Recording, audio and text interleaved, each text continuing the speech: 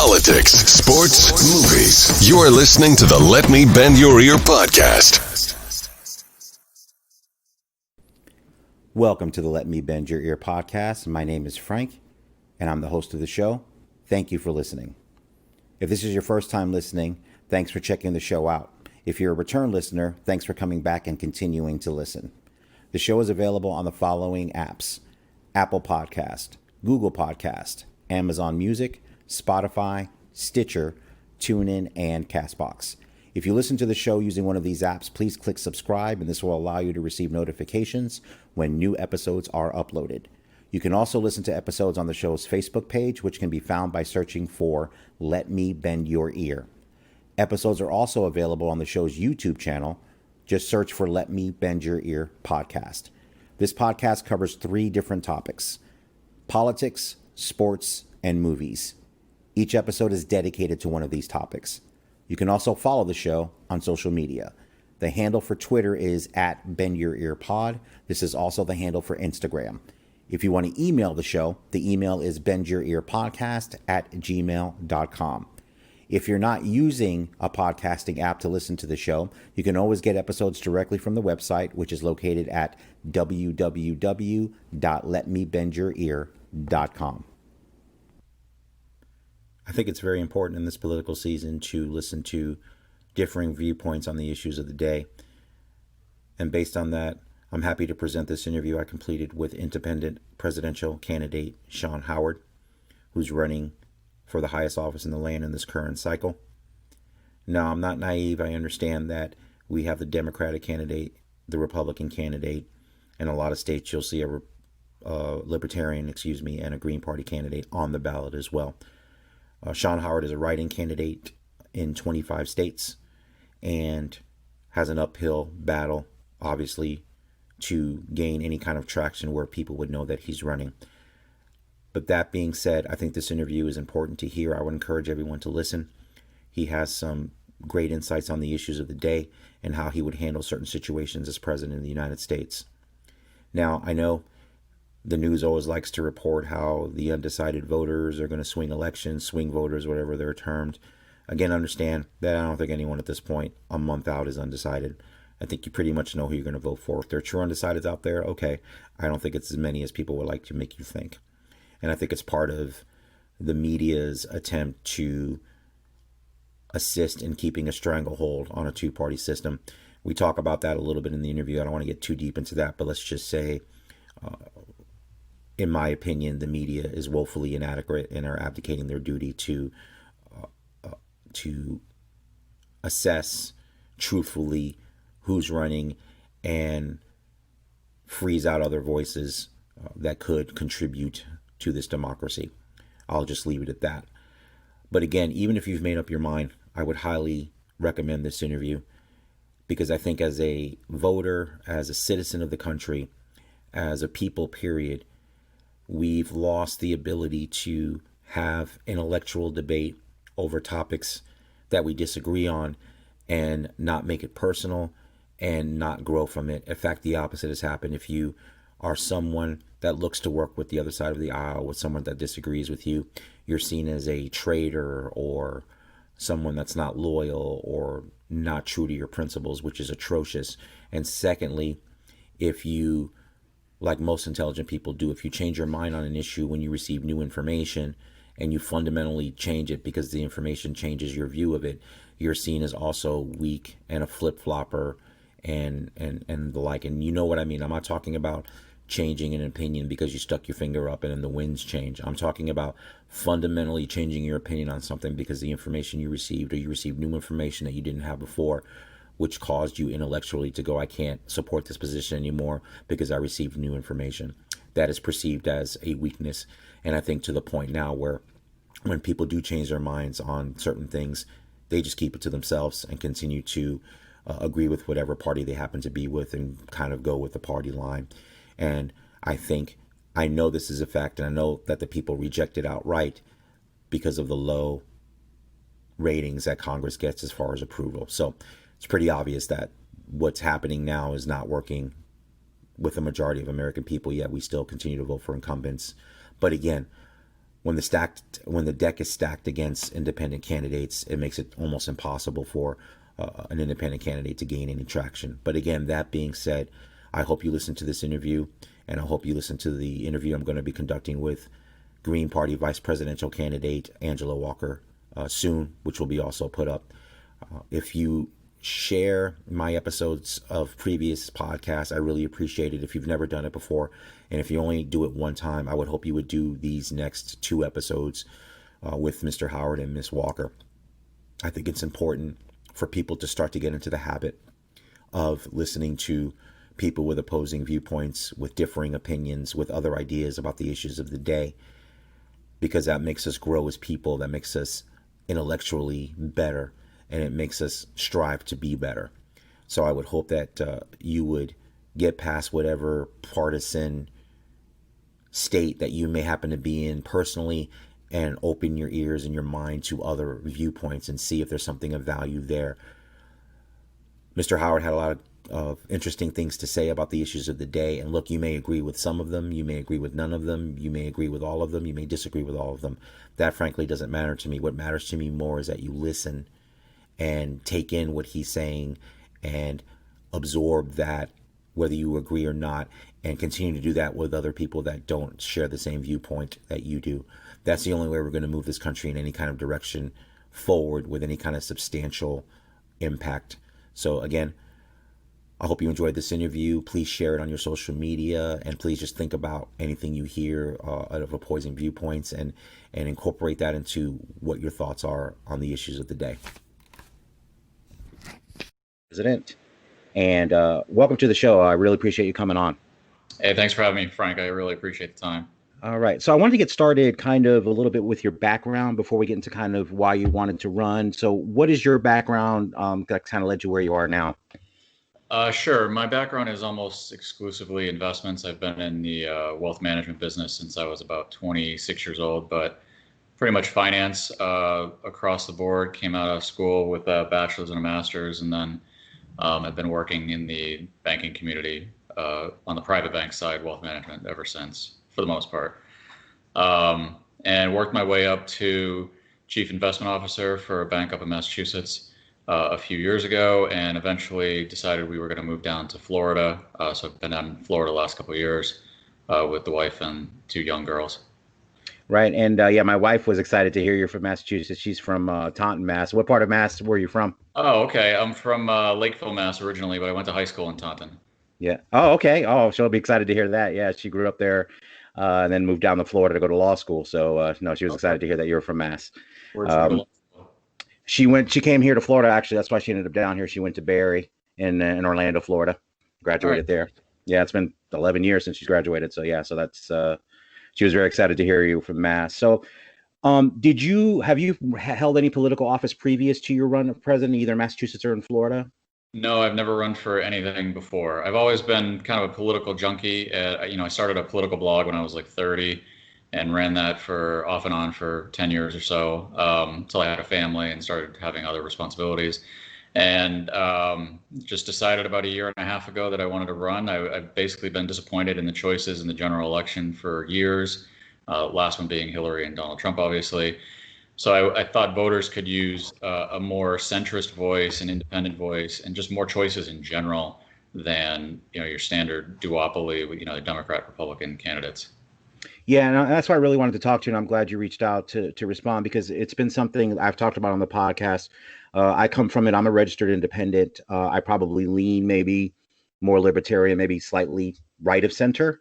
But I agree with you, and I've been disappointed in the fact of only having 2 choices and basically trying to pick the lesser of 2 evils, which I think we deserve better than that. So it was good to hear. Where would you have lied politically before this? Where, is it something where you look at the best candidate? Was there a party? I know Massachusetts is traditionally a liberal state. They've had conservative governors there as well. But where would you lie politically before you even thought about running? Well, I voted Libertarian in the last 2 presidential elections. So I voted for Gary Johnson the last 2 times. So I kind of lean a little Libertarian, but then, my conservative friends tell me I lean liberal, and my liberal friends tell me I lean conservative. So it's kind of a little bit of everything, depending on what the topic is. I'm more fiscally conservative, socially liberal, with a little liberty bent in there as well, in a more of a realistic manner, I suppose. So I prefer to have small government, and the smaller the better. But realistically, how you get from point A to B is probably what differentiates me from, say, a libertarian candidate or most libertarian candidates. Right. No, and I agree with a lot of that because I think I'm the same way. I agree with you. I'm basically, I think I'm fiscally conservative, socially a little more liberal, but I agree with that. So so you voted for Gary Johnson last 2 times. I actually voted for Gary Johnson myself the time before last. What do you think you can bring to the table that is lacking in our current candidates or the current president, or even if Hillary had won? What do you think you bring that's different? Well, I think I bring a lot that's different. Basically, both parties are just catering to their hard factions of their each respective party. So Donald Trump's catering to the extreme right, and Joe Biden and the rest of the Democrats are catering to the extreme left. And there's really the middle that's been forgotten, the centrist moderate viewpoint, that Rockefeller Republican into Blue Dog Democrat area, where I think the majority of the country really is. It's more, everybody talks about a silent majority and they think it's their side or the other side, but I really think it's the middle. It's mostly people that are fed up with what's going on in Washington. That's why you see a 19% approval rating for Congress, because they just can't stand the two warring factions, and they're looking for something a little bit more reasonable, a little bit more centrist. And I think I bring that to the table, where I'm a little bit of left, a little bit of right, a little bit libertarian. So I think I'd be better at being able to bring everybody together, as opposed to divide and conquer, which seems to be the current strategy for the two parties.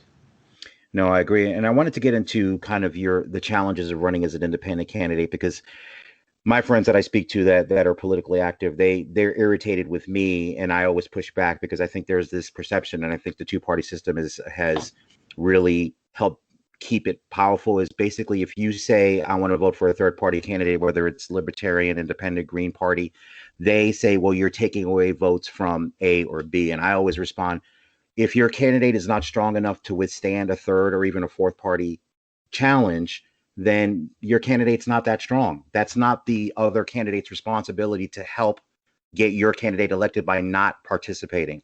Is this the kind of pushback you've received at all when you talk about that, or even talk about independent politics outside of yourself even running? In general, when I've voted Libertarian in the past, or voted non-two-party candidate in the past, yeah, I've definitely gotten that feedback. If you get part of the pushback I'll give is, if any party gets 5% of the vote, they'll get federal funding. So whether that's Libertarian Party or Green Party or any of the other smaller parties, they would be able to get federal funding at 5% and get a little bit more of a competitive landscape than what we currently see. But a lot of times you're just seeing, the mainstream media and everybody else just ignores anything other than the top two parties. So if you look at Jorgensen right now, she's on the ballot in all 50 states, but mainstream media effectively blacks her out. I mean, she gets media attention here and there, but not to the same level or even remotely close to what she would deserve. And the same is true for Howie Hawkins, who's on the ballot, I think, in 30 states. And sadly, the Democrats have actually tried to kick him off, and have, I think, successfully kicked him off in Wisconsin and Pennsylvania, two battleground states. So for a party that supposedly doesn't want voter suppression, they definitely don't want the Green Party on their ballot. But the same is true for Republicans. They don't want the Libertarians on the ballot either, whether that's at the federal level or at the state level. So yeah, and that's frustrating. And I'm glad you brought that up, because I think that's an excellent point, because I find it very frustrating. I do think the United States, it's time for more than two choices, because especially when the two choices you get in a lot of elections are lacking pretty substantially, in my opinion. I think you're really basically choosing, all right, which one do I, like a little bit more than I like the other one, which I think, with all the talented people that are out there, and it's so divided and polarized, I think there's a lot of talented people that are hesitant to run, because they see the ugliness and the rancor and the just the dirty politics. And I know dirty politics, I'm not naive, I know that's not a new thing, but it seems to reach a low in the last couple of cycles that I've even, been like, this is crazy for the things that you're used to in politics, it's just like you said, it's everybody's in their silos and there's no, you just basically don't listen to any opposing points of view and thinks it's worthless. So it's frustrating that that's the case. And because I've asked actually Howie Hawkins and Joe Jurgensen to come on the podcast as well. I'm actually going to speak to Angela Walker next week because I want to get these candidates, you guys, on here to talk about this because it's something I am passionate about because like I said, I'll vote Democrat, I'll vote Republican, who I think is the best candidate. But if neither one of those candidates are for me, I want to have a real chance to vote for someone that has a real chance to win. I think you kind of explained some of that. Kind of want to get into that a little bit. I know Florida is a closed primary state. So as a registered independent, obviously, I don't have a say in which parties, who they pick for the nomination. I've chosen to commit to my independence. But what challenges have you run into? Obviously, I think you said a couple of them, media exposure. I'm sure obviously fundraising is a challenge too. What are the challenges you're trying to overcome to make some kind of dent in with your candidacy? Well, the first challenge is ballot access more than anything else. So I am officially a write-in candidate in Florida. There's only 8 write-in candidates in Florida. But if I wanted to be on the actual ballot, I believe I needed 176,000 signatures, which is just a ridiculous number. And I don't believe the two major parties have to get to those thresholds because the rules are different. And that's kind of what you see across the board. And I mean, every state's a little bit different. California is, I think, double the amount of signatures to get in order to be on the California ballot. And most of these states have some varying degree of sort of ridiculousness in order for an independent candidate or for a small third-party candidate to get on the actual ballot. There's 3 states, I believe, where you can just pay a fee, but Oklahoma, for example, it's $35,000. So then you get into fundraising. So do you want to drop $35,000 to get on one state? And we saw a few people, I think Jade Simmons and Kanye West were able to get on the ballot in Oklahoma, and I think Brock Pierce, I believe his name is, although he's a multimillionaire. So, I mean, it helps to have a few bucks. So you could, if you had the resources of Kanye West or Brock Pierce or some of these other third-party candidates with some funding, you can get reasonably far. I mean, if Kanye was a serious candidate and tried to do this 6 months before he actually started, he could have got pretty far in terms of getting ballot access. But it's your reach and how much money you have, and he's famous to begin with, so that makes a big difference in terms of name exposure and in terms of getting all the signatures that you would otherwise need. But then you throw in COVID on top of that, which makes it infinitely more difficult to get signatures, whether you're hiring someone to do that for a petition drive or you're doing it yourself. It makes it a little more challenging in this current year. And some of the states have lessened the burden of how many signatures you need, but it's not nearly a reasonable level. So that's the biggest, or the first obstacle that any third party, outside of Libertarian, Green, or independent candidate is going to run into. And then after that, it's media exposure and being able to get your message out to anybody who will listen and gives you the coverage on their podcast like yourself, or mainstream media, things like that. And the problem is you get back to the duopoly, and the media doesn't want anything other than their two primary candidates in the race. So they don't want Green for one side, the other side doesn't want Libertarian, but it would be much more beneficial if you had all 4 of those candidates on the debate stage, for example, coming up in Tuesday, and had a real debate about issues, because clearly Joe Jorgensen and Howie Hawkins hold different views than your standard Republican, your standard Democratic candidate. So it would make for a much more interesting debate and a fair debate, so people actually have a better choice. Yeah, no, absolutely. Enough ballot access to get to 270, and that should probably be the rule to get into the debate stage, is if you're on the ballot to get 270 electoral votes, as opposed to the current situation where you have a debate commission, which is made up of Democrats and Republicans, and they make you get to 15% polling, except the polling agencies don't always poll the third or the fourth party. So, let me get into that a little bit, because I didn't know that. So I definitely want to talk about that. So what you're saying basically is when a pollster is talking to a person to see where they're going to vote, they're just going to basically say the Democrat nominee, the Republican nominee, maybe the Libertarian nominee, and then nothing else, correct? Well, it's typically just the Democrat and Republican. I mean, they're usually automated polls. So they say, press 1 if you want Joe Biden, press 2 if you want Donald Trump, and that's it. There are some polls that will include Joe Jorgensen, the Libertarian, or Howie Hawkins, the Green Party candidate, but it's few and far between. So if your debate threshold is to get to 15%, and let's say, 70% of the polls don't even include your candidate, then that's a pretty tough threshold to get to 15% if no one's even going to poll about you. Yeah, no, definitely. That's definitely. Oops, some thunder behind me there. It's definitely a tough threshold to hit, and I think intentionally. I think that's a lot of the situation. As far as your campaign, where have you been able to get penetration? As far as how many states are you eligible to be a write-in candidate? Where are you standing right now? We're eligible as a write-in candidate in 25 states right now. We're waiting on a couple more. Some of them don't want to disclose or certification until the very end. But there's about 9 states that don't accept any write-in candidacy at all. So they just say you're on the ballot or we don't count you. So it doesn't matter if a voter writes in your name or my name or anybody else's, that it wouldn't count. So the most you can get in terms of write-in is about 41 states. So we're at about 25. We should be at 27. And some of the larger states, we're in Florida. We should be up in New York. We're up in Georgia and Illinois and about a bunch of others. And how is that in some of the swing states like Pennsylvania, Ohio, Wisconsin? Where do you stand there? Pennsylvania will accept all write-in votes, so that we're eligible there. In Pennsylvania, we are not in Wisconsin or Ohio at the moment. Okay. Is that from you haven't hit a threshold, or is that a state mandate that you can't do it? It was a state signature mandate in terms of presidential electors. You got to get to a certain number of presidential electors that are, say, for Ohio residents that we were not able to get to by the deadlines, or Wisconsin for that matter. Same general idea. So they make you.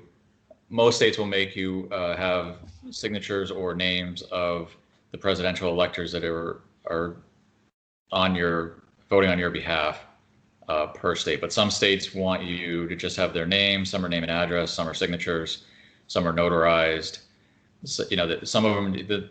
Each state makes you jump through a different sort of set of hoops to get to what they want. Some of them will separate it per district or per county.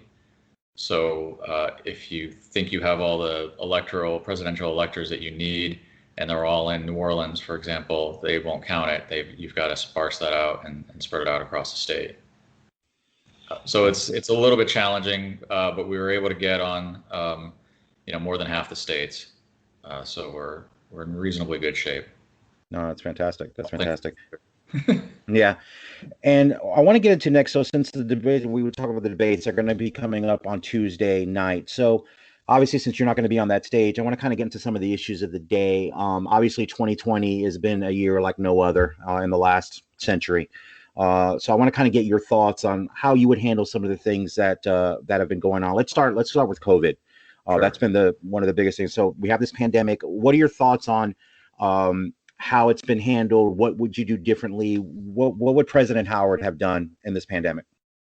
Well, I think how it's been done is pretty much a failure in leadership across the board, whether that's Democrats, Republicans, federal level, state level. It's been pretty atrocious for the United States of all countries to be handling this as poorly as we have. It doesn't take much to look over the Asian countries who have done this before to know how to do it and how quickly to do it. But basically, you've got to test and you've got to contact trace and you've got to test everybody. And we've had plenty of time to ramp up to get to the point where everyone in the country could be tested that wanted to be tested. And then if you test positive, you quarantine them and you isolate them and you contact trace them. And that's not entirely it, but that's 99% of the problem. But what we're seeing is politicians don't want a high positive number because it makes them look bad. So especially in Florida, they decided they were just only going to test people that were symptomatic. They were going to really cut down the number of testing across the whole state. And we've seen the numbers go down, but they're not testing nearly the same level that they should. Whereas they should be doing the exact opposite: is test everyone, get as many tests as you can out there. The same that they're doing, you're a sports guy. Look at what they're doing in the NFL. They test every single athlete every single day. And guess what? It's not a problem in the NFL, at least so far. And even if there is, it's a very minimal number relative to the population of the people that they're counting. If you look at South Korea, for example, they have about 2.5 times the population of Florida. So Florida has come down to about 2,500 cases, and they're going out of their way not to test people. So bear that in mind. South Korea tests just about everybody that they can. They're doing 300 or 400 cases a day at a population that's 2.5 times the size of Florida. Just to give you an example of a country that's doing it, a democratic country that's doing it correctly versus us that are basically not. We're ignoring it whenever possible. We're not testing people that are sick if we don't have to. And it's just it's not handled correctly. All you had to do is test everybody, figure out who's positive, quarantine the positive people, contact trace people that have been in contact with them, quarantine them for that time period, and then you'd be in a lot better shape. But nobody wants to do that because it's politics. Yeah, and it's definitely become political. Let's talk about Florida, since you and I are both in Florida. So the governor announced on Friday we're moving to phase 3. Which is basically we're open for business. There's no restrictions anymore. He states that they're prepared if there's going to be a spike in cases.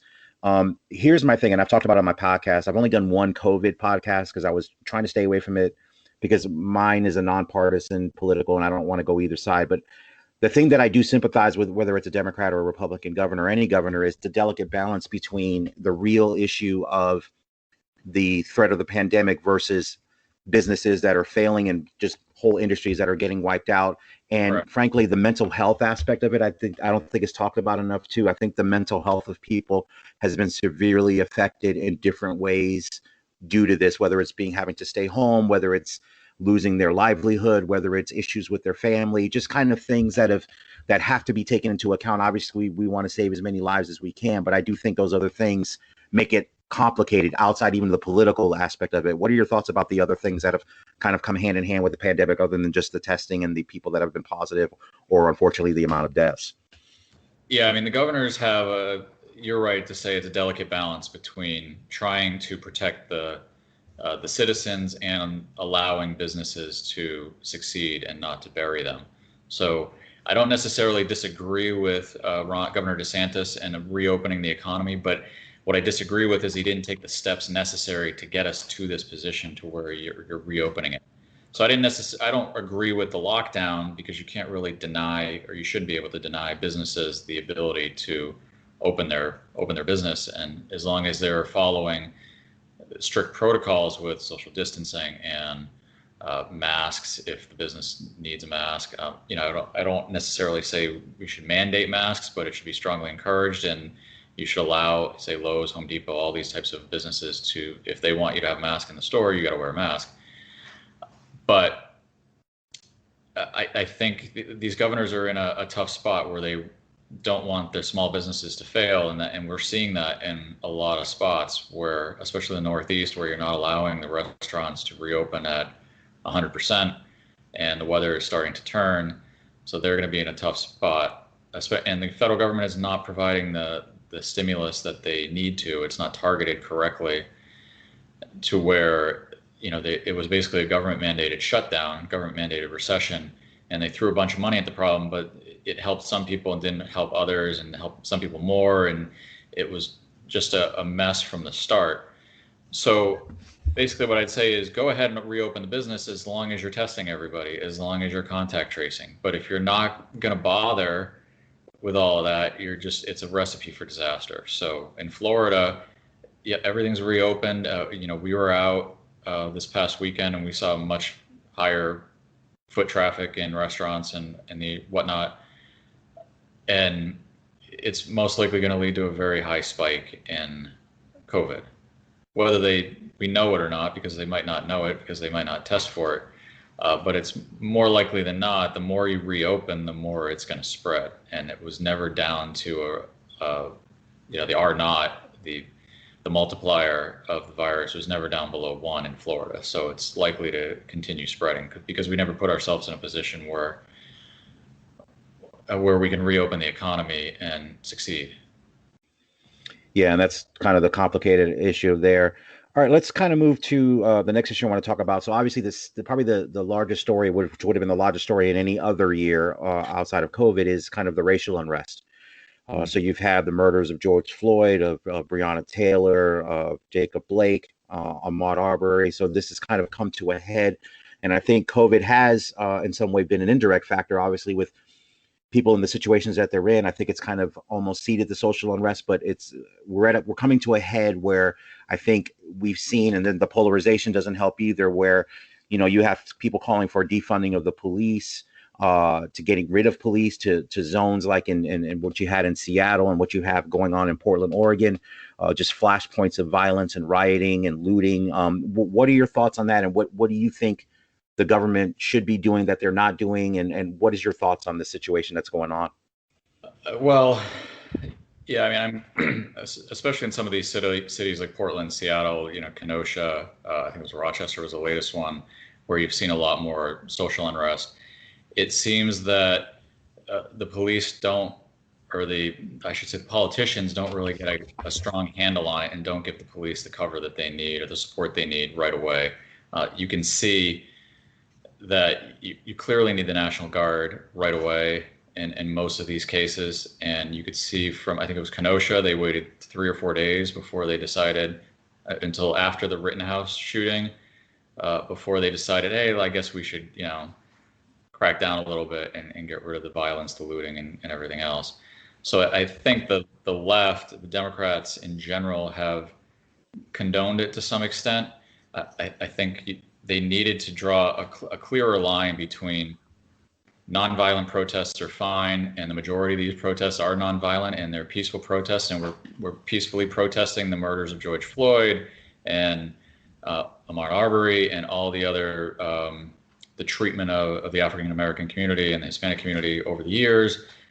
That's in that window, that's what you should be promoting and should be accepting of.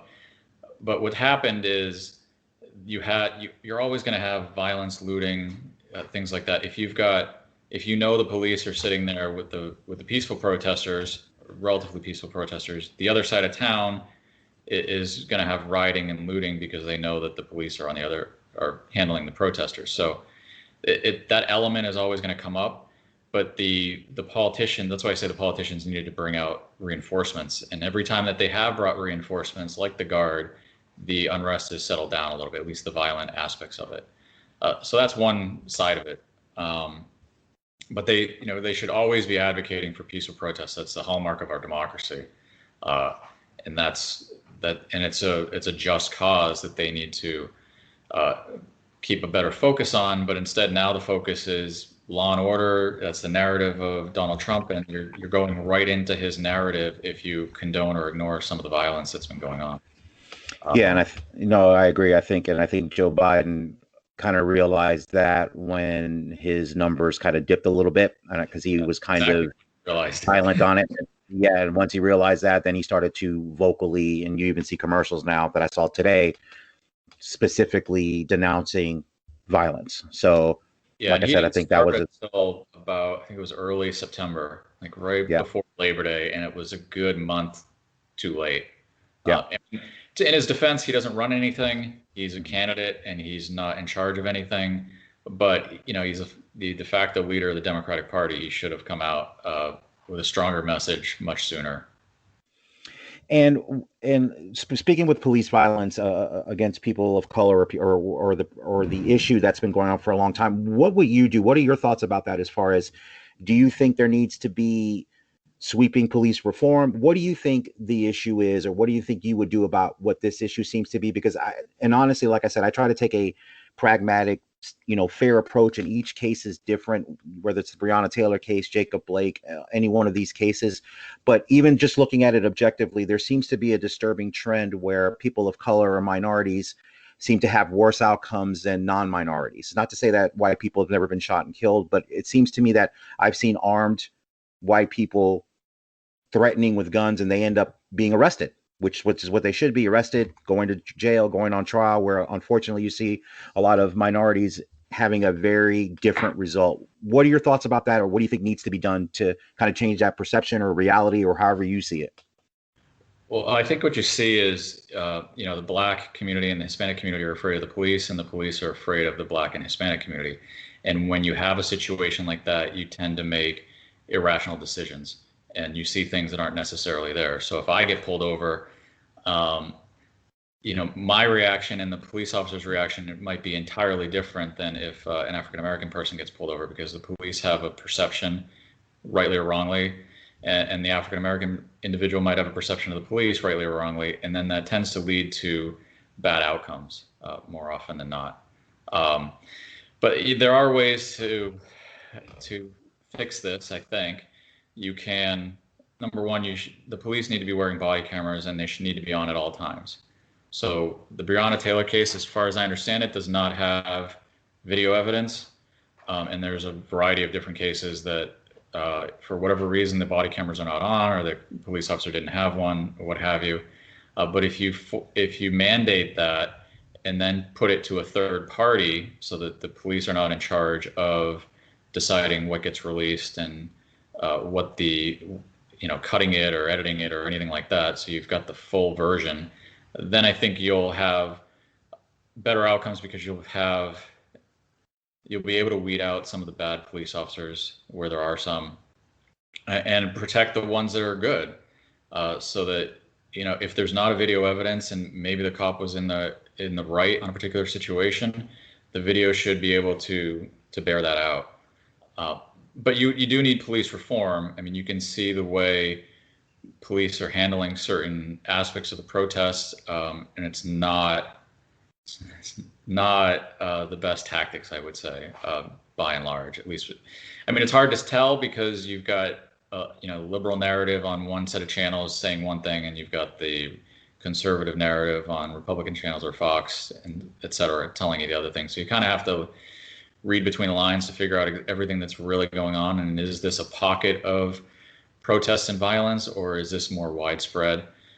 But there's other things you can do. You can ban no-knock warrants, for starters. I believe they have banned that in Kentucky after the Breonna Taylor case, but that should be banned nationwide. There's another issue of qualified immunity.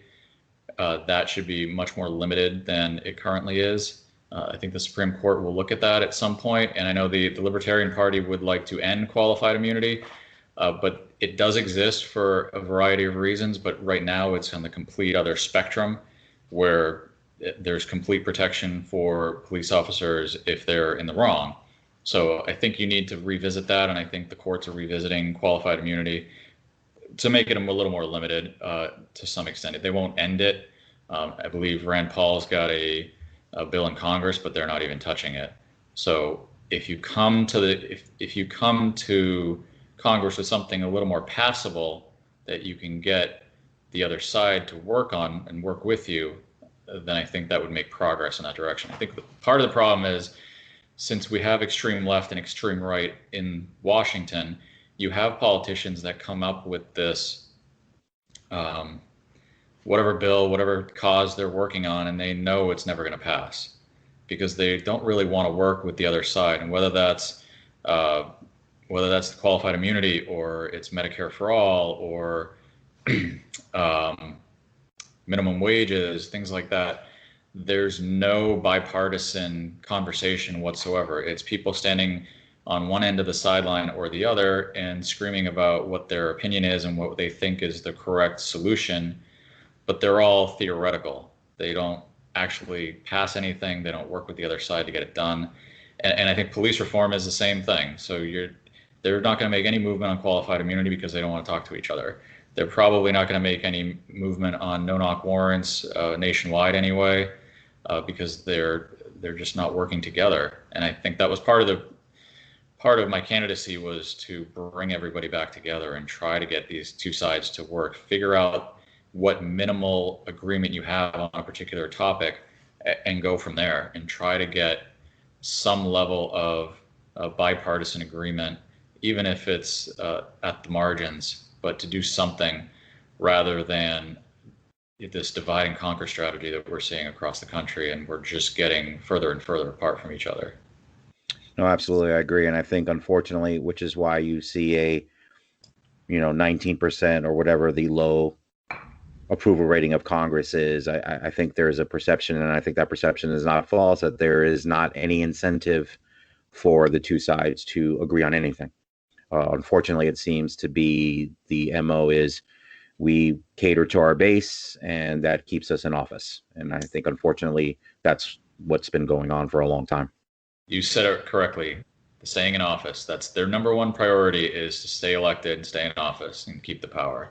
Everything else is secondary, no matter what they tell you.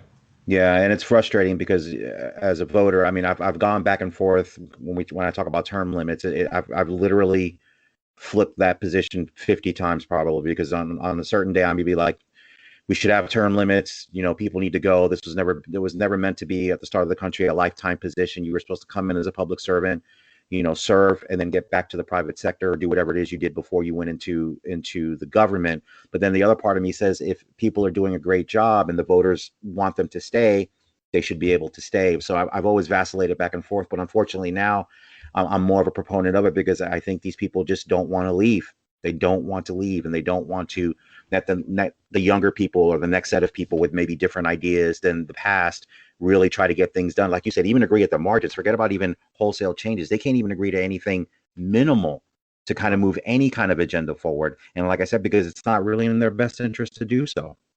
Right, and that's one of the pieces of my platform is term limits, because I think it leads to complacency, arrogance, and corruption more than anything else. And you're seeing that.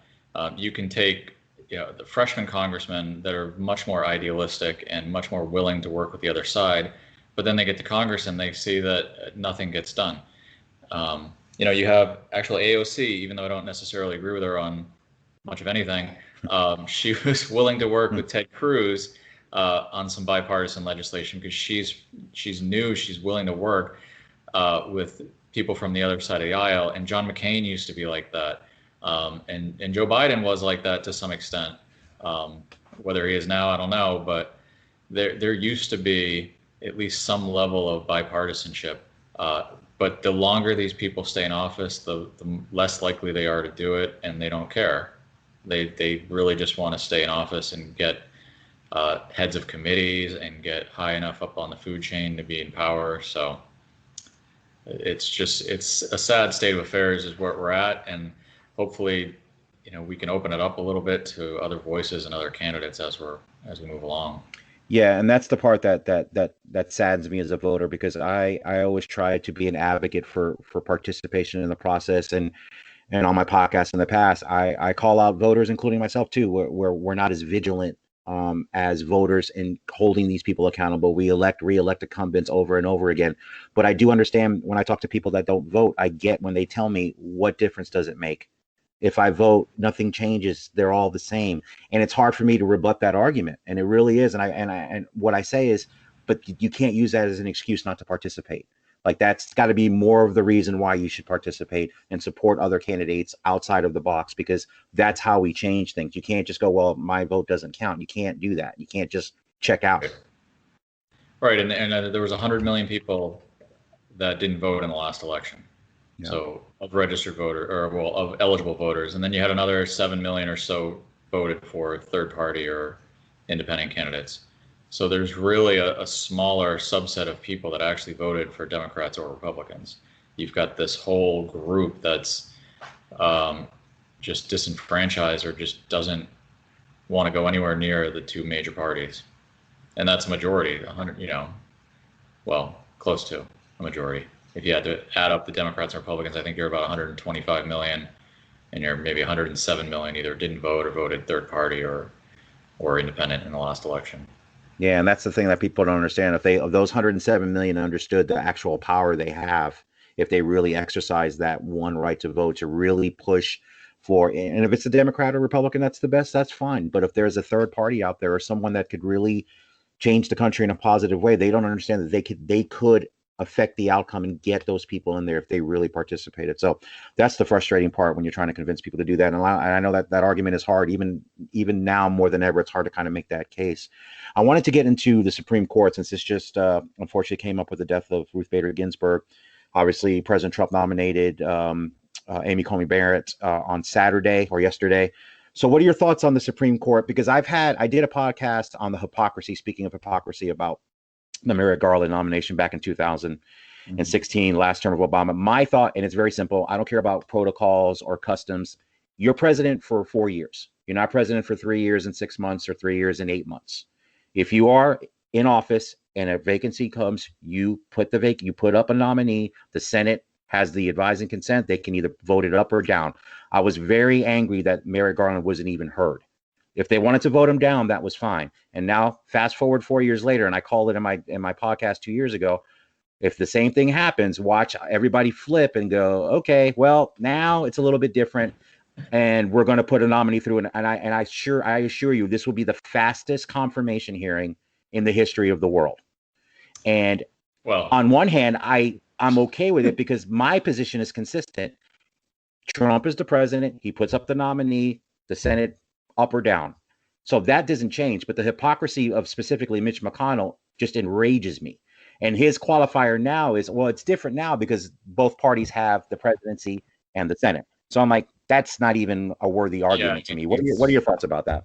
I pretty much agree with that. I mean, he's full of crap. I was a little annoyed 4 years ago. I mean, I wasn't an Obama voter in 2012, but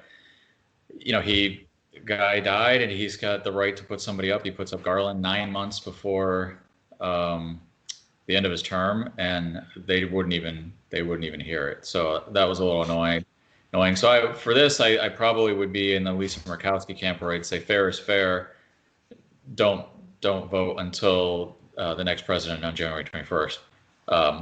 But otherwise, I agree with you that if the president has a 4-year term, he should have the right to nominate whoever he wants and have the Senate vote up or down. But considering the hypocrisy of what the Republicans did 4 years ago, I think fair is fair. On the other hand, Democrats have completely flipped as well. So they demanded that Merrick Garland be voted on, and now they're saying, well, nobody should be voted on until next term. So they both sides have flipped the complete 180s to the position that they had for 2016. Agreed. That's a great point. And the Democrat, and I don't definitely hold the Democrats. I specifically did Mitch McConnell because he was in the position to really block that nominee in 2016. But you're absolutely right. The Democrats, and this was my point, because now you've set a bad precedent. So now basically what's going to happen in any election, fortunately this doesn't happen too often. It's kind of weird that it's happened twice in the last 4 years, but I don't think that's going to be the norm, thank goodness. But again, this just is another point of why I feel other parties need to be represented in government, because this is foolishness. Like this is like a common sense thing to me. Trump is still the president. The Senate should vote up or down. We're not going to hear it. Well, what do you mean we're not going to hear it? So you're basically just abdicating your responsibility. Like I said, if you would have voted Merrick Garland down, I would have had no problem with that. I mean, I could have criticized maybe why you did, but I would have said you had the right to do that. I may have not agreed with it, but to not even hear the nominee at all, and then, like you said, flip it around now. Oh, we're going to hear it and we're going to confirm. And like I said, I think they're starting October 12th. I guarantee you, she'll be confirmed before Halloween. Yeah, probably the third. Yeah, it'll be fast tracked unless something comes out crazy. I think it's going to be fast track, which okay, but again, it's just part of the issue that I have now. As far as your position, like if you had to appoint a nominee, where would you be looking? What type of judge would you be looking for in your administration if you had the opportunity to appoint a nominee for the Supreme Court? Well, much like my candidacy, I would look for someone who's in the centrist, moderate lane, and not get someone extremely conservative or extremely liberal. And you've got, well, I mean, Amy Coney Barrett's going to be extremely conservative. I think that's a pretty fair statement. However, I don't think the court is going to be as conservative as the Democrats are making it out to be, and I don't think it's going to be as conservative as the Republicans hope it's going to be right now. If you look at the breakdown of the court, it's instead of being 6-3, it's really going to be 3-3 and 3. You're going to have three very conservative jurists in Thomas, Alito, and Barrett, And then you're going to have three conservatives that are very moderate in Roberts, Kavanaugh, and Gorsuch. And those three are the key, because they can side with the liberals, and you've seen Roberts do that already. And they're more reasonable, or more in line with my thinking, especially the Chief Justice Roberts is probably a lot closer to where I would be, where you can, if you are a little on the conservative side, you can go to the liberal side if there's a reasonable argument, and the court case presents itself as such. So you're going to see the ACA come up in early November, but it's very unlikely that they throw the entire ACA out because of just by throwing out the constitutional mandate of requirement, or the requirement mandate within being unconstitutional. So that aspect of ACA being unconstitutional is not all that likely to throw the entire program out. And I think you're going to find that those three moderates are going to move the needle in the direction of keeping ACA, so that the arguments you hear in the coming weeks of this is all going to blow up is a little bit exaggerated, I believe.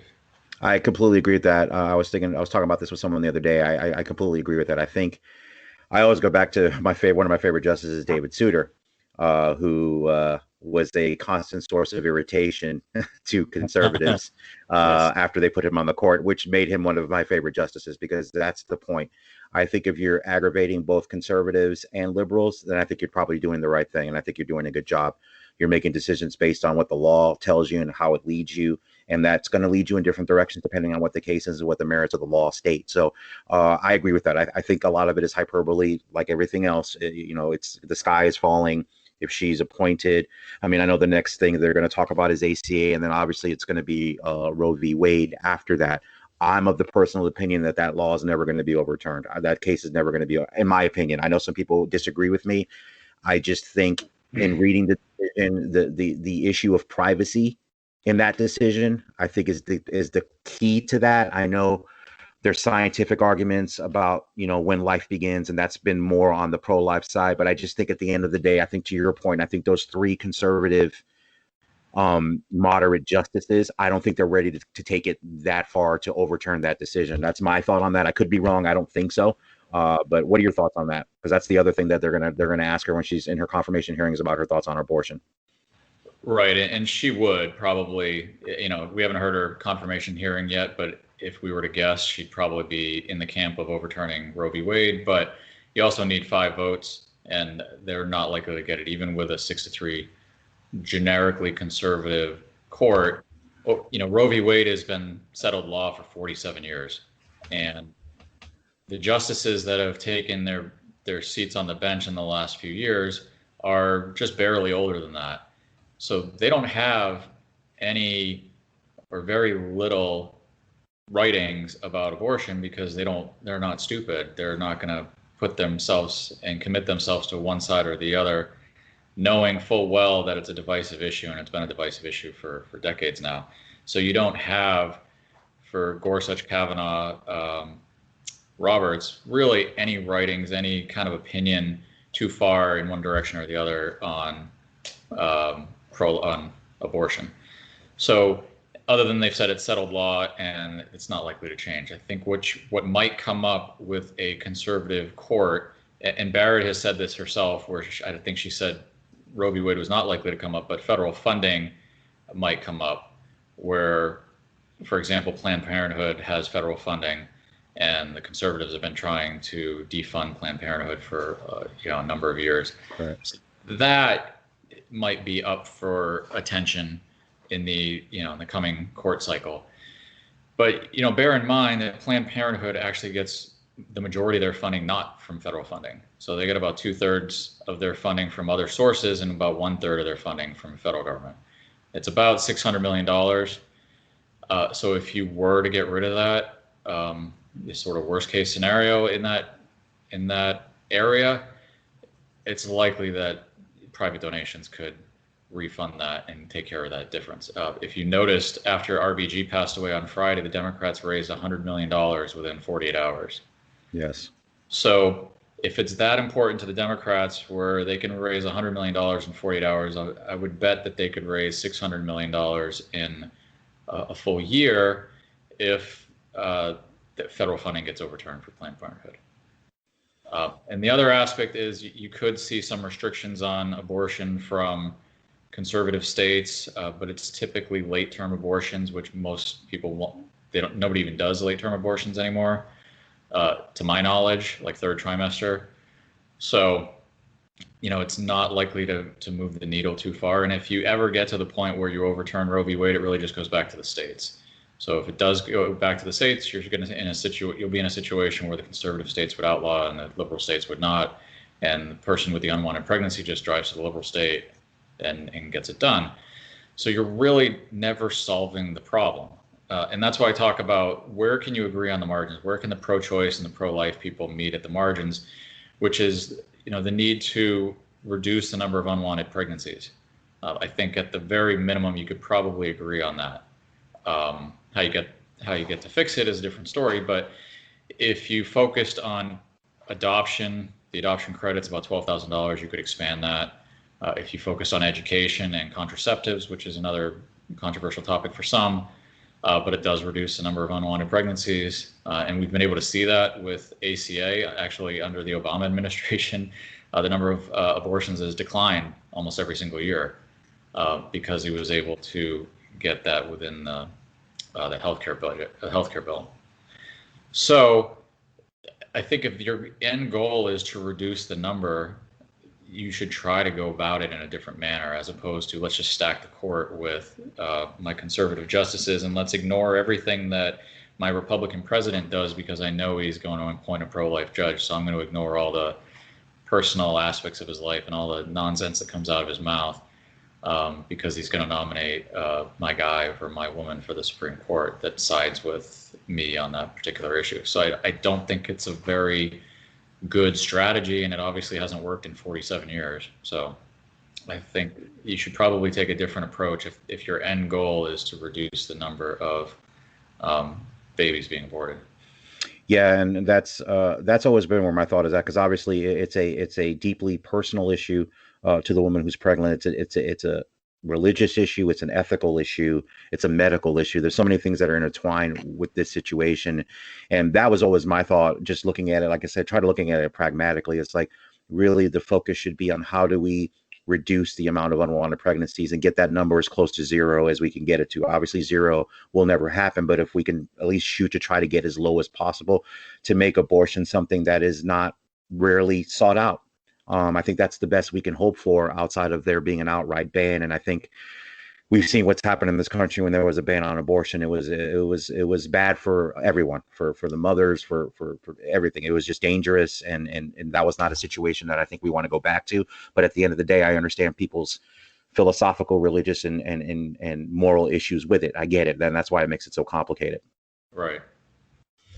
And I wanted to talk, and then we did domestic. I want to talk about foreign policy. So obviously, one of the most important roles of the president is foreign policy. So what are your thoughts about things that are going on around the world? Obviously, the biggest thing that always gets talked about is terrorism and kind of our relationships around the world, whether it's Iran, North Korea. Obviously, President Trump's dealings with both Iran and North Korea have been criticized, lauded, depending on what side of the aisle you're on. Let's start with North Korea. So obviously, Trump met with Kim Jong-un, and they had a couple of summits. It doesn't seem that a lot has come out of that. I think you can make an argument, though, that, reaching out to outlaw regimes sometimes may have some value, like Nixon did with China. There may be some value here. What are your thoughts on that? How would you deal with a nation like North Korea? Yeah, I think generally outreach to a country like North Korea is positive.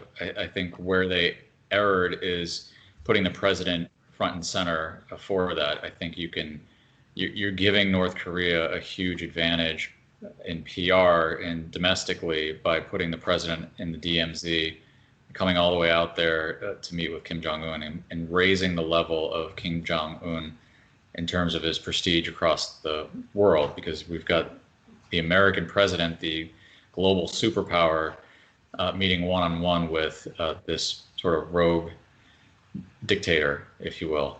But I think having outreach in general is good. And, our people, or the government's people, should have been talking to his, and maybe they could come up with some sort of agreement.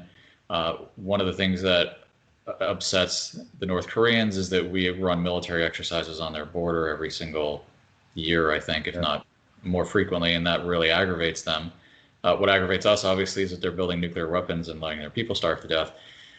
So, you could try to get to some agreement by not doing the military exercises. It doesn't really benefit the U.S. all that much to practice, basically, and show them how powerful we are. I mean, I think it's pretty implied that, we could take out any country we wanted to if need be. So I don't really find the strategy of showing how fast our airplanes go and all this other nonsense around the borders and how dominating we are, it really has the same benefit that they think it does. So it really just aggravates the regime, and that maybe makes them go a little faster with their nuclear weapons, or just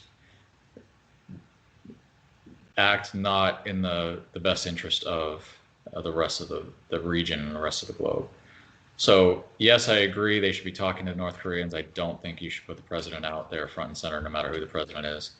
But yeah, try to talk to them and come up with some agreement. But they're not the threat that some of these other countries are. I mean, they don't have a lot of exports. They have some level of nuclear weapons, but it's not ICBMs. They can't get anywhere near the United States right now. But it is important to keep track of them to make sure that they don't reach that type of technology to where they can threaten Hawaii, or they can threaten Alaska, or they can threaten some other peripheral area of the country.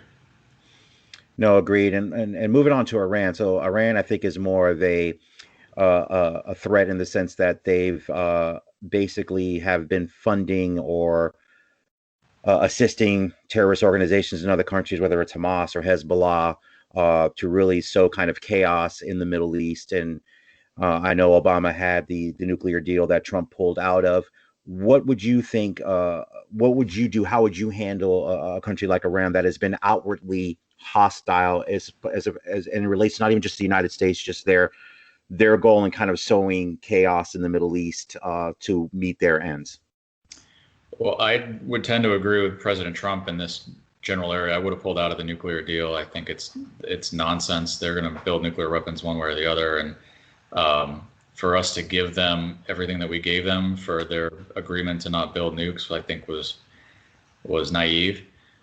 You're right. They are a very hostile player in the region, and I think you need to come down on them strong without, not that you necessarily have to commit U.S. troops or bomb their country or anything, but economically you can come down strong, which is what the administration has done, and pulling out of the nuclear deal. And I think you need to force Iran to be a reasonable player in the global market, especially considering they control the Strait of Hormuz to some extent and the flow of oil in and out of the region. So for them to be basically like a rogue enterprise where they're bombing ships and from different countries to get attention for no other reason than to get attention is just nonsense. And you've got to treat them like a petulant child that they are. And I think what the administration has done by and large is in the right direction.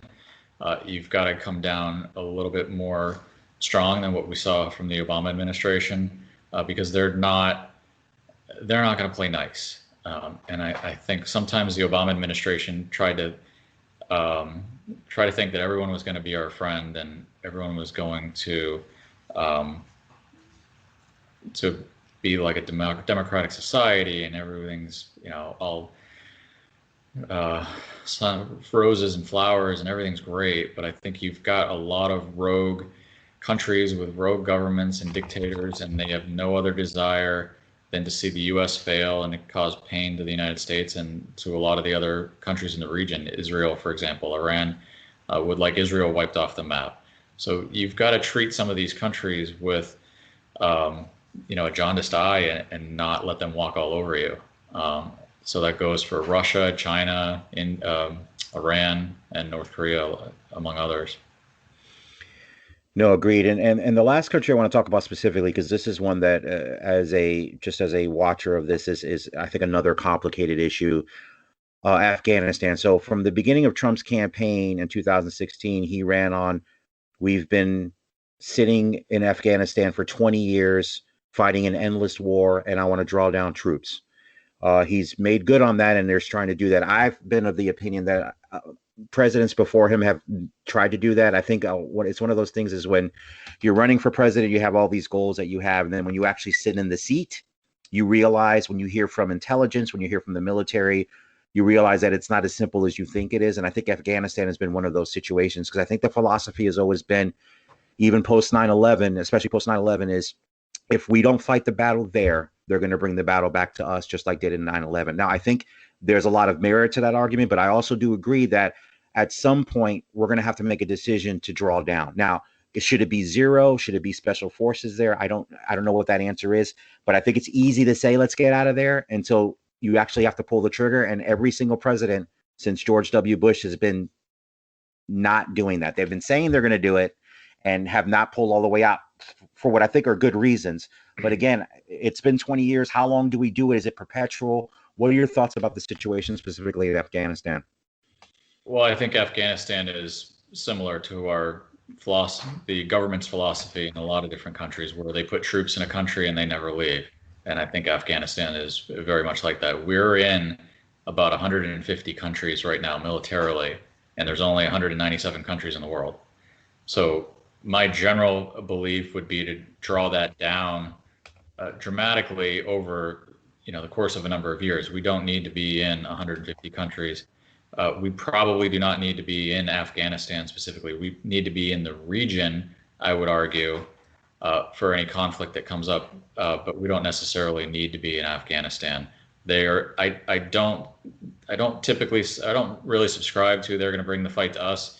That it's quite a big difference to fight someone who's standing in front of you as opposed to getting on a plane and traveling to the other side of the world because you're aggravated about something that the U.S. government did. Yes, that happened in 9/11, but it hasn't happened since, and it's been 19 years. So, and you've got to have the resources, and I think our controls are a lot stronger than they used to be in terms of that ever being happening again. We've got a lot better systems in place to see it coming. So, and there's targets. If you want to hit Americans, there's targets all over the place because we're in so many different countries. So even if we pulled out of Afghanistan, we're still in Syria. We're still in, a lot of different areas around the world. We're helping Saudi Arabia and Yemen, which I don't agree with either. But, I think in general, we should be able to get out of Afghanistan. Like you said, we've been there for about 20 years.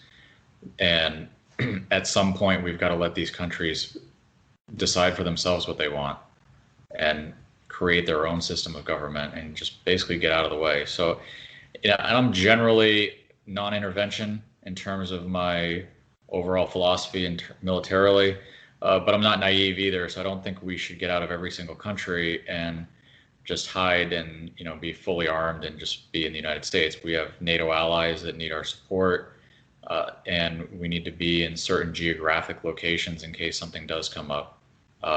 Where there are rogue players in the world, Russia and China, like I was mentioning, and if we completely withdraw from all places in the world and become isolationists, then you'll see Russia and China just spread their authoritarian style across the rest of the planet. So I think we need to have some balance in there. Right, and that's going to be my next question. I agree with that situation. So what would you do? What do you think the best way to handle countries around the world, like you said, not to be an isolationist, but again, not to intervene when it's not necessary, just to be kind of, because I almost equate it to like kind of being that good angel on a lot of nations' shoulders, kind of whispering in their ear, hey, this probably is the better way to do it, and hope that they would take our counsel. Because like you said, I think if we withdraw completely, back to the North Korea argument, because North Korea has been isolated forever and that hasn't worked.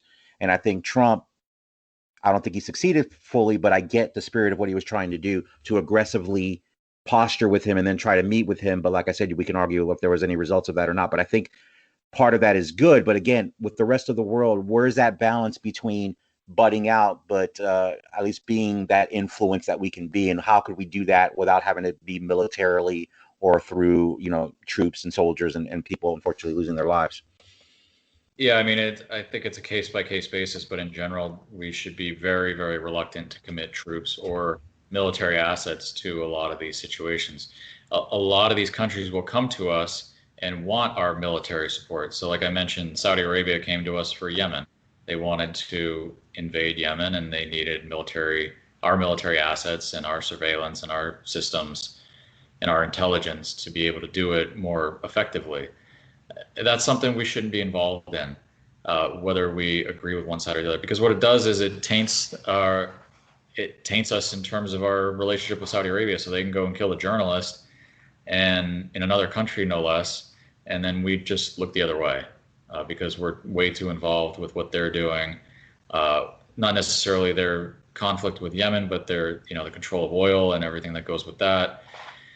And every country, like I said, it's case by case, but in general, we should not be committing military assets to areas where it's not necessary. And it's most of the time it's not necessary. If you've got genocide happening in a particular location and that's something we can do something about it, then perhaps. But otherwise, you really got to let other countries fend for themselves and. Or at least control their own government and not put different people in place that are American approved. But like I said, we should be defending our NATO allies because there's some countries that Russia would just run right through if we're not defending them. There's countries in Southeast Asia that we need to defend as well. And that's been a pact that's been around for decades. So like I said, it depends on the country, it depends on the case, but by and large, I would be a non-interventionist. All right. Well, I appreciate that, and I appreciate that outlook. Now, before we wrap up here, I want to give you the opportunity in the platform because, like I said, I'm sympathetic to the challenges of a third party or an independent candidate, and I want to advocate for people like you that really want to help the country. And I appreciate the fact that you want to throw your hat in the ring and that you're putting yourself out there because I know there's a lot of it that's challenging. So I appreciate that personally.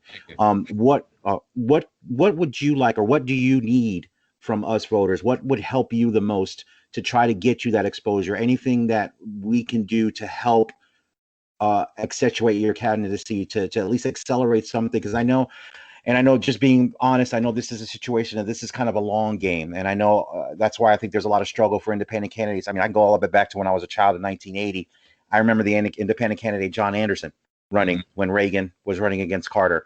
All the way back then, and those challenges haven't changed in 40 years. So, and I know this is a game where we have to have people with commitment to maybe get 10% this time and 12% next time and 15% the next time. What is it that we can do that you think would really help accelerate the real possibility of an actual third-party candidate making a difference in a campaign? The number one thing is media attention more than anything else. If you presented the third, the fourth, the fifth party candidate on the same playing field as the Democrat and Republican, I think they would have a fair shot. If you put Joe Jorgensen on Fox and MSNBC and CNN and you gave her the coverage that you give the two major candidates, and same for Howie Hawkins, if you gave him that coverage, or if you gave me that coverage or any of the other candidates, then voters would know that there's more than two choices, and the polls would change dramatically if there was fair media coverage across the board for the candidates. But you're not seeing that. You see more or less a media blackout, at least from the mainstream levels, to get anything past the first two parties. But that's the number one thing. It's name recognition, and name recognition across the country, across every state, and you need national media coverage to get that far. You can piece it together with local coverage, but you'd have to be doing local coverage in 50 different states with, dozens of interviews on a daily basis to get to the same level that you can get on a national scale. So, and the funding is the other aspect where, I think Joe Biden raised $500 million or something in the last 30 days or the last 60 days, something like that. And Trump's right there neck and neck with him. I think he was a little behind this quarter and he was a little ahead the quarter before. And So that's the other aspect, is in order to get to be on the ballot in 50 states and then get your message out, not only the media attention, but you have to be able to run advertisements and run on social media and run on the national networks. You need hundreds of millions of dollars in order to get to that. So there's, with the internet and with social media, there's been candidates like Bernie Sanders, even though he was part of the Democrats, although he was independent for a while. He's been able to demonstrate that you can build a network of grassroots fundraising and get to reasonably high numbers. I mean, he still wasn't able to get the nomination, but he was able to raise a good amount of money over the course of his 2 campaigns. So you've got to be able to create a structure like that, and to be able to get the numbers. You got to get the funding, and you got to get the media attention. So I mean, those are your basic aspects, and that they're both big hurdles. Yeah, and I know the media situation is a huge hurdle. Just not even just with that. It's just, unfortunately, the media, I think, is complicit, whether it's intentional or unintentional. I don't know if it's a matter of laziness, because it's easier to cover 2 parties than 3 or 4. I don't know if it's just, I don't know. It's fear. If the MSNBC and CNN start covering Howie Hawkins, it's fear that that's going to take away from their candidate. And if Fox covers the Libertarian too much, it's fear that it's going to take away from theirs. Although you would think that the liberal networks would cover the Libertarian a little bit more, but the Libertarian tends to slide a little left in some aspects, like foreign policy, for example, like we were talking about. So I think most of the networks want to just stay away because they think it'll hurt their guy or their candidate. And which saddens me, because the media, and this is where I think Trump, to give him some credit, has been brilliant. I think he's, as much as people may say he doesn't tell the truth ever and a lot of hyperbole, I think when it comes to the media, there's a lot of the things that there's a lot of bases of truth there. And I think, unfortunately, the media has become an advocate instead of an advocate for the people. They've become an advocate for the parties or the candidates they agree with, and that's not what they're supposed to be doing. They're supposed to be looking at everything with that unbiased eye and just reporting it as they see it. And unfortunately, they're not doing that on either side, left or right. Yeah, I mean, I think you see it a lot more with real journalists at the local and the state levels. Your print journalists, I think you have a lot less bias and a lot more pure journalism. I think it gets lost when you get in front of the camera on the main cable networks, and it sells better to be on one side or the other. They've figured out that ratings go up if you play to your audience, and you play to your liberal audience, you play to your conservative audience, as opposed to being just a neutral, plain vanilla type of commentator. So at some point, they figured this out, and they've just catered to those extreme elements.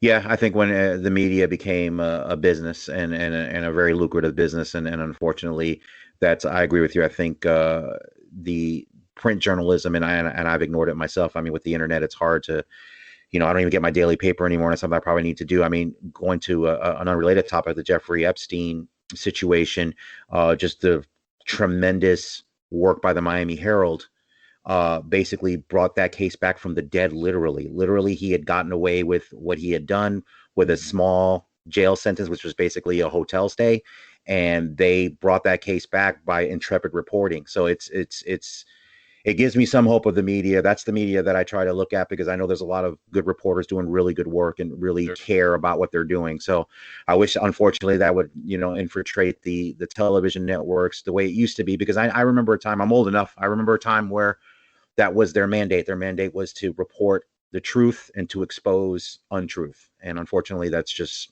not the case anymore. Yeah, those days are gone. Gone, unfortunately. Well, it's been great to have you on. Before we end it up, though, I want you to tell everyone where they can find you on social media, anything that you want to put out there to get people to find you. Sure. You can find my campaign website at ShawnHoward2020.com. That's SHAWN. It has my Twitter handle is Shawn Howard 2020 or at Shawn Howard 2020. Facebook is Shawn Howard 20, but most of them are Shawn Howard 2020, whether that's my YouTube channel, which has any of the videos that I've done for interviews and things like that. So that's pretty much where you can find me. Instagram, same thing, Shawn Howard 2020. use Twitter right now. Parler, same thing. It's more conservative, but Parler, I'm at Shawn Howard 2020 as well. And the last thing before, because I don't want to forget this, I know you said you're on 25 states right now. Is there anything anyone in the states that you're not on can do? Anything they can, any person they can call, anything they can sign, anything that would help you get on more ballots before the deadlines or have the deadlines passed? Just most of the deadlines have already passed, but basically the biggest bogey was getting presidential electors and getting notarized signatures for certain states that were not allowed or that needed them. So at this point, we're past the deadlines for just about all of them. All right. And what about your future past the election this year? Are you going to be involved in politics going forward? What is your plan, or you're just taking it one day at a time and kind of focusing on this? I'm focused on this for now, but I've been on the sidelines of politics, I suppose, for a while. Like I said, I wrote a political blog for about 10 years. So I've always had some sort of desire to be in politics. So I don't know what we'll find out after November 3rd, but I'll still probably have something to do with it one way or the other. Well, I'm glad to hear that, and I definitely want to have you back on after the election, like I said, in whatever means, because I think these conversations are important. I think the candidates other than the two parties are important, and these discussions hopefully will lead people to get it in their mind that they don't have to just have two choices. I know it's tough because the system is set up that way, but it's going to take people at the grassroots level to make this work. So like I said, again, I appreciate you putting yourself out there. I know that's not an easy thing to do, so I do appreciate that, and thank you so much for coming on. Thank you. I appreciate the time and letting me come on your podcast and talk about this. It's great. Thank you. And Thank you for listening to the show. If you're listening to the show on Apple Podcasts or any other app, please take a moment to rate and review. This is a quick and easy way you can help the show attain a higher profile in searches when people are seeking out new podcasts. Another way you can help raise the profile of the podcast if you enjoyed what you heard or you think a friend might like it, is to share the episode on your social media. This is another easy way to help the show reach a wider audience.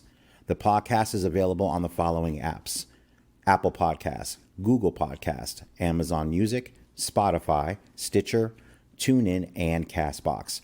The show is also available on both YouTube and Facebook. Episodes can also be downloaded directly from the website at www.letmebendyourear.com. If you want to email the show, the email is bendyourearpodcast@gmail.com. Again, thank you for listening, and I hope everyone has a great week.